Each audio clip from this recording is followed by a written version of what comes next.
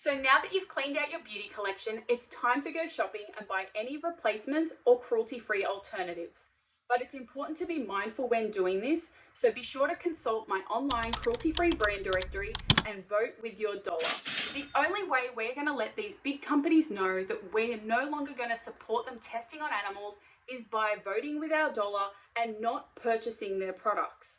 Money talks, and if they see a decline in sales, they're going to take action. Most of these brands still ship into mainland China because they are making millions and millions of dollars. But if we stop supporting these brands, their revenue will be impacted and they will be forced to make change. So as I've mentioned, you can go to my website and check out my cruelty-free brands directory, or why not shop straight at the source? Go to websites like Loyal Crush, who are committed to only selling and promoting cruelty-free products. So today's action step is to make a list of cruelty-free alternatives that you will purchase to replace any products that you finish up.